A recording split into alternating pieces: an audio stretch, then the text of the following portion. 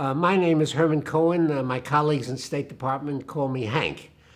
And I had a very interesting experience when I was Assistant Secretary of State in South Africa, because there was a lot of discussions going on about are the white people going to end apartheid, this system of segregation where the blacks were totally repressed and the 15% of the population who were white were getting all the economic advantages.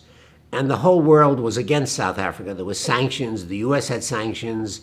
Europeans had sanctions.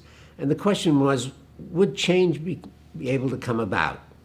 Well, in August of 1989, there was an election in the white community. The blacks never participated in an election. And it looked like a new generation of whites were coming to power.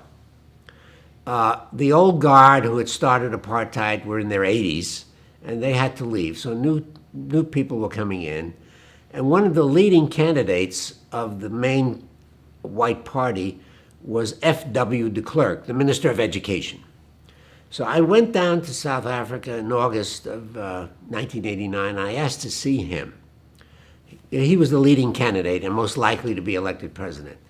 So he was in Durban, the beach city on the Indian Ocean, campaigning.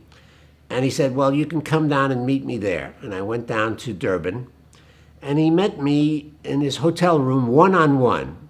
We had no note takers. It was just me and him. And he said, I'm a child of apartheid. I was brought up in it. I believed in it.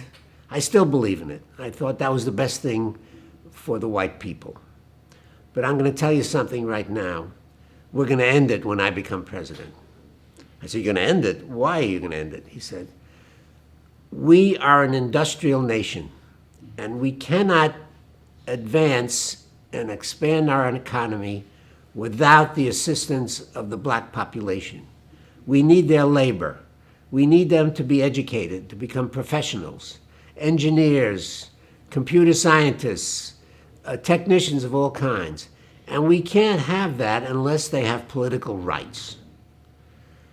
So when I become president, we're going to legalize the African National Congress, the Communist Party, everything that all the political organizations of the blacks, and we're going to release Nelson Mandela.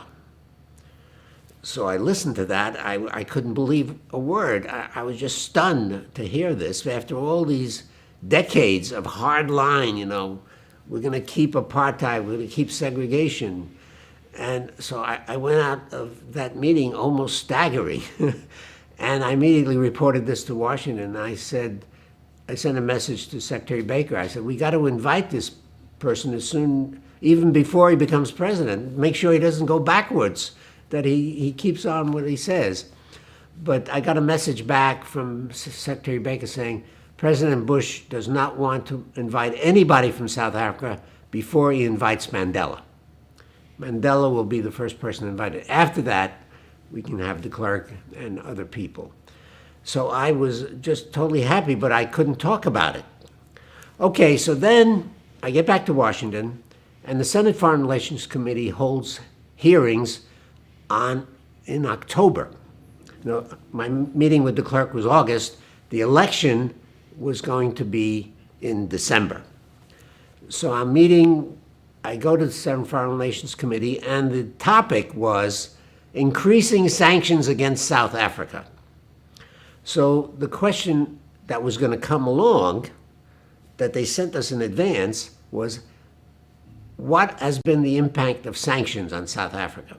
And this led to a big debate in the State Department because we knew President Bush hated those sanctions.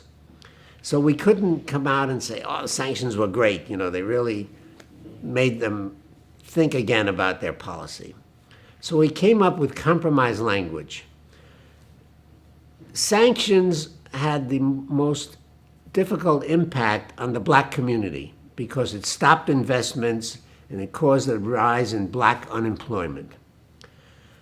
The whites didn't suffer economic hardship, but they had a psychological impact on the whites, and they got them to think about maybe their system wasn't that great. So I was authorized to give this to the Senate Foreign Relations Committee. So I go up there, and Senator Simon says, ask the question. And I gave the answer. And then, after I gave that answer, it said, well, it sounds to me like we have more sanctions. That'll really push him over the top. So knowing what the clerk told me, what he was going to do after he got elected, I said, Senator, yeah, that's something to talk about, maybe increasing sanctions.